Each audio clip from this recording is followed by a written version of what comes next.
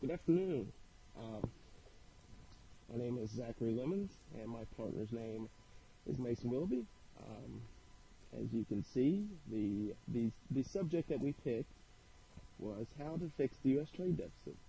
Um, there's a few options, of course, that Dr. Hamilton has given us, but we thought that how to fix the U.S. trade deficit was the most important for us.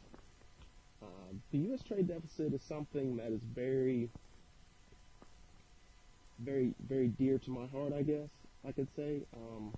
I know a lot of people that have lost jobs because us as a country have shipped off jobs to other countries to be able to trade with them. And this is something we'll get in later on, but it's something that really, I guess you could say, touched my heart. So I thought this was very beneficial to find more ideas and solutions to be able to fix this problem. As you can see, the problem is that huge number in the red. That's a very big number. The problem. As we stated, the goal of all countries is to have more exports than imports, so they will make a profit, or at least have their imports and exports balance out. This is very beneficial because exports and imports should somewhat be similar. I don't know if you can really say which one should be more than the other, but I think exports and imports are very beneficial to a country. Exports, of course, are what we are sending out to other countries, so what they can use us for, such as there's multiple different things. We'll get into those later on, actually. And imports, as you know, are things that we get from other countries. A lot of things we get from China. Like Dr. Hamilton spoke about on the video, I think a couple weeks ago, about how every time you go into a Walmart or a Target, for instance, you go to the toy section or anything like that, you look underneath, see a label, made in China. Imports are very beneficial to us. But however, the United States, according to the U.S. Department of Commerce's monthly report in August, the U.S. had 198.5 billion in exports and 238.6 billion in exports. I'm sorry, in imports, leaving a monthly deficit of 40.1 billion, which adds to the overall deficit as the number that you see on your screen. Those are the numbers that have added up. As you can see, the number on the screen states, I've never seen a number this big, so let me try to get this right. 374 trillion 750 million 922,776 dollars and the 98 cents. As you can see, this number is a very substantial number. Number I can't really fathom or put my head around. But that's the problem.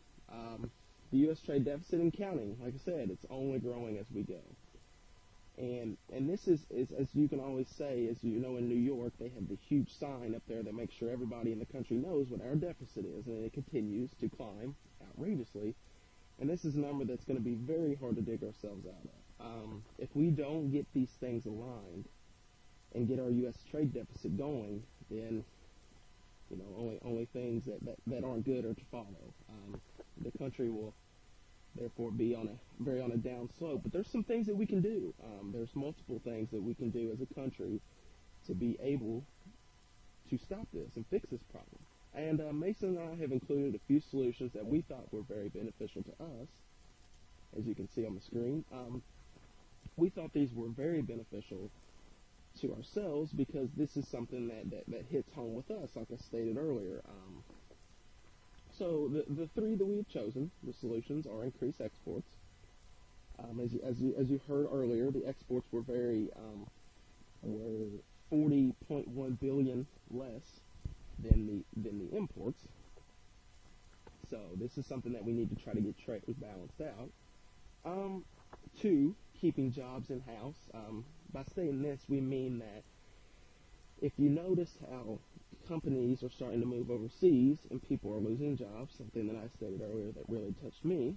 My dad, for instance, he worked for coal mining, and something that Obama's really trying to get rid of is the coal industry. That I don't know. That's a whole different topic. But that is something that's where you're losing jobs. And if you do, if things are trying to stay around, then they're going to go overseas. Toyota, for instance, I know that they have always talked about they've been shipping jobs overseas because, to be honest, it's probably cheaper labor. But this really stinks on our end because with the trade, if you were to keep jobs here, you wouldn't have to worry about trading. But we'll get more into that later. Changing tax codes is a third. Like I said, these are very important to us, and this is something that we'll get into as we go along with the presentation. Alrighty, so first is increase the exports. As you can see on our graph here, on the left side, of course, it's billions per month. So this is very substantial. As you can see, the blue line is the exports, the red is the imports, and the times in the blue there are the recession. So, of course, that's the time where the government's not doing too well. Things aren't going very well with money and jobs and whatnot. But as you can see, on the left-hand side, it's January 94, so we go from January 1994 to January 2014.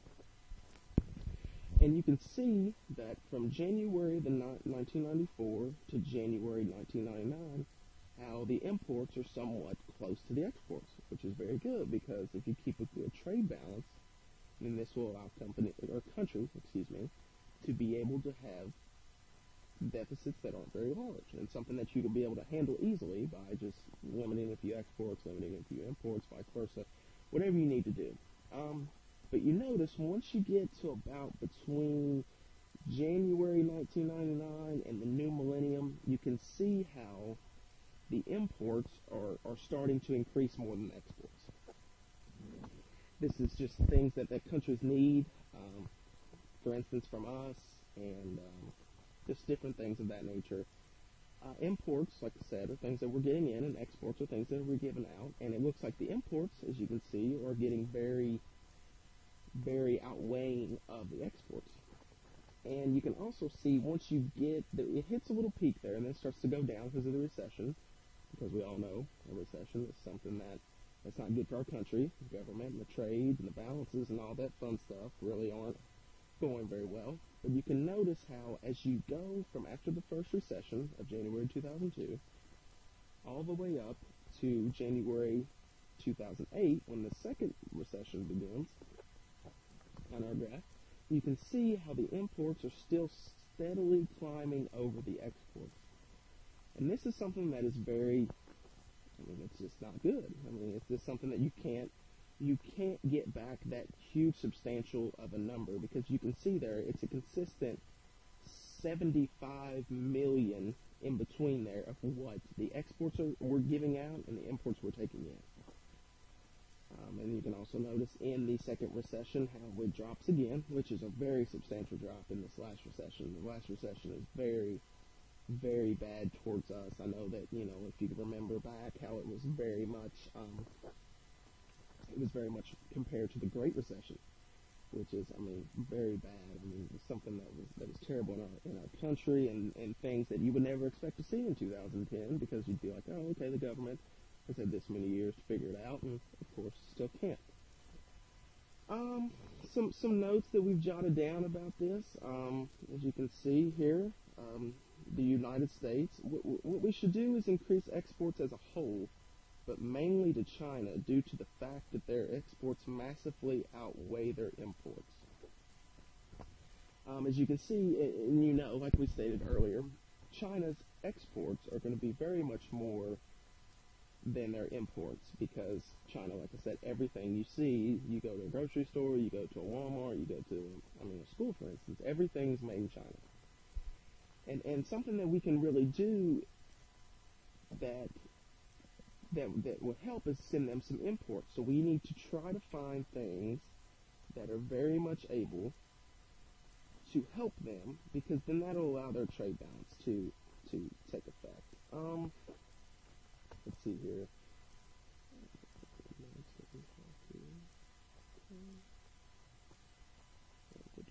And then, so for instance, and then oil production. Oil production is another area we have available to use. Oil production is very huge. It's off the coast. We have so many different oil mines. You hear about all these celebrities. A lot of people, the richest people in the world are oil miners. And get lucky, you go out, you dig a hole, you find oil, you're rich, pretty much. Let's be honest, that's what happens. If we can start exporting our larger portion of our oil reserves around the country, that would be great. It is understood that we are using up other countries' fossil fuels and keeping our own for times of crisis. And when the other countries run out, we will still have a large and viable supply. That's a good idea in theory. Why not save up what we do have for a later time period? Just that way, I guess that's somewhat selfish in a way, because why would we want to necessarily keep our own when we could and save it up and buy other stuff when we can just go ahead and use it? So that's a very, very fine line on how you agree with those moments. If my personal opinion, I think that we should somewhat use ours, and we can still go with fossil fuels from other countries. That way we keep our trades going with other countries, we keep a good balance, but we can also use our own. There's no use in continue saving up, because what if one day we save up for what, and then at the end of the day it might not be worth it? So how bad would we shoot ourselves in the foot if we come back 50 years from now when we need oil, or we don't need oil, and there it is. It's just all stacked up. What are we supposed to do with all that?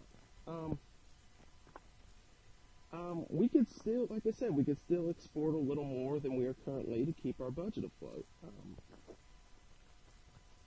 Okay, there we go. We got the increase the exports. So, like you said, huge exports, as you can see on the graph on the screen. Excuse me, is the top 10 annual net oil importers. So there you go. That's pretty much sums up what I've been talking about. If we were able to use our oil and export it a little bit, I feel like, to other countries, then we can more balance that out. Because you can see, that's in millions of barrels per day. That's an insane amount. 6.6 million barrels per day when we have our own in store. So I think that's very important. And exports can be anything. Whatever we see as a country that we are doing and that other countries could use, we need to send those to other countries. That way, our exports and imports, as I've stated before, are more well-balanced. A huge thing that really touches my heart is keeping the jobs in America. As a free country, we are able to work, and that is very fortunate. We have men fight for us to be able to do this. So why are we taking our jobs that we do have here? Why are we sending them to other countries? That's an answer I can't really explain to an extent. I know that, for instance, like I said earlier, it's cheaper labor, but at the same time, why wouldn't you want to keep that in and help your own people? It seems like nowadays we're trying to help others, and we're not keeping ourselves in mind.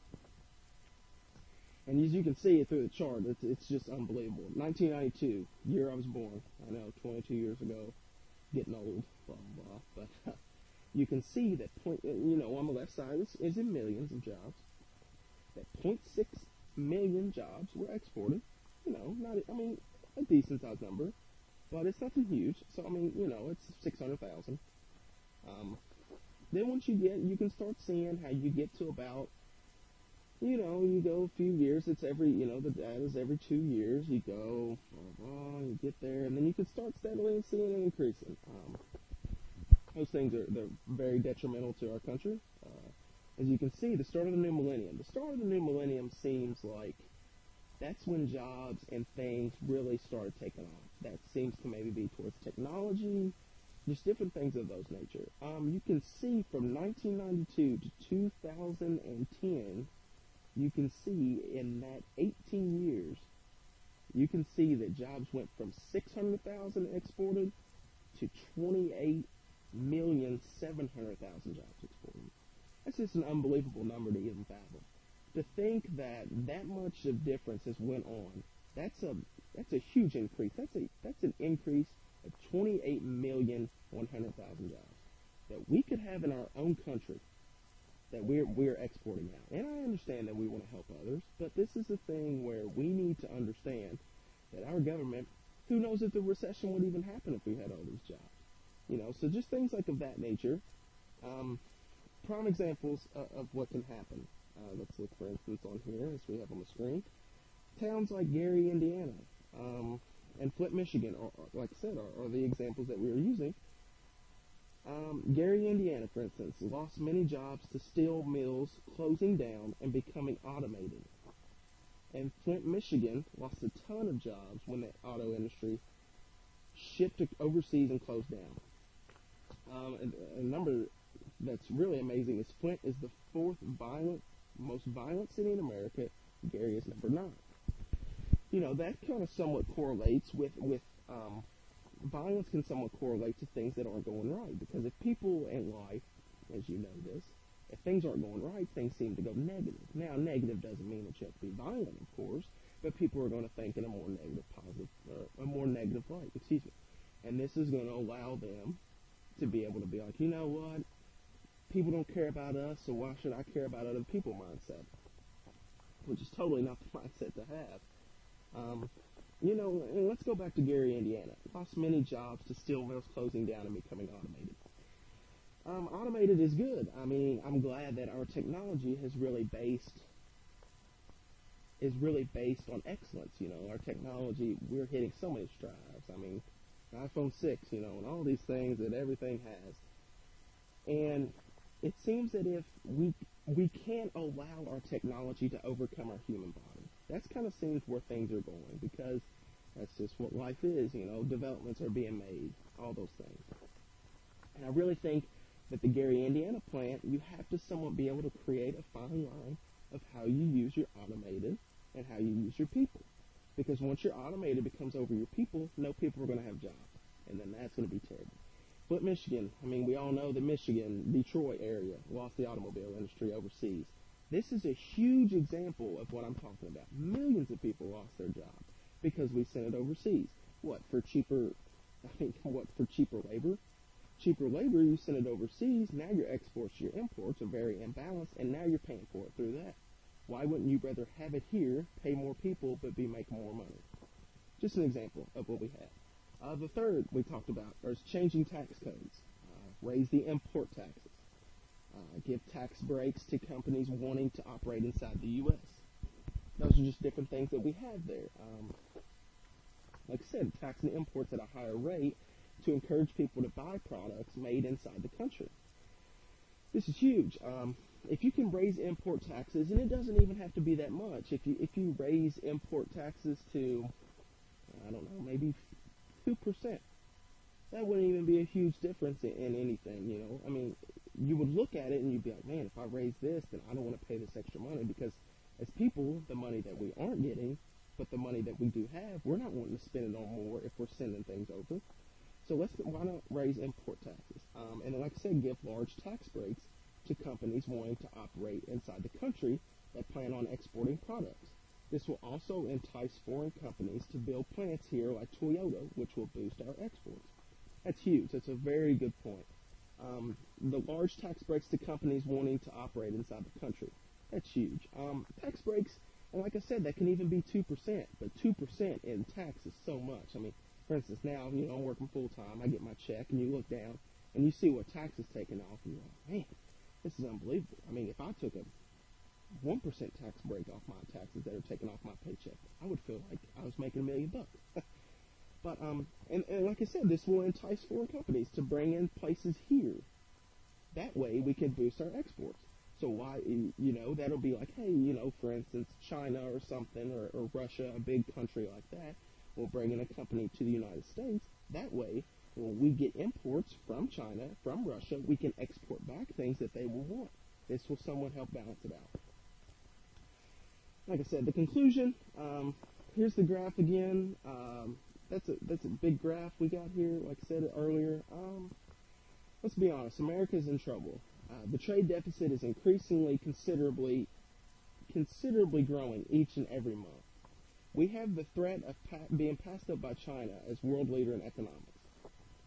Right now, economics isn't really big over there because the way they pay their people and whatnot. But if you continue to keep going on this track, I mean, in 50 years, I don't know if it'll be my lifetime, but eventually they're going to catch up and it's going to be bad. And that's something that, as the United States of America, we want to be number one.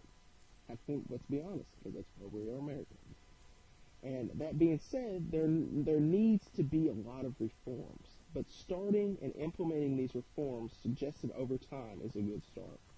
America needs to export more and import less. Stop sending jobs overseas and raise import taxes and give tax breaks for American-based jobs. All right, this is what we've come up with. These are just a few solutions. Like I said, there are multiple solutions that can be made for the trade balance in America.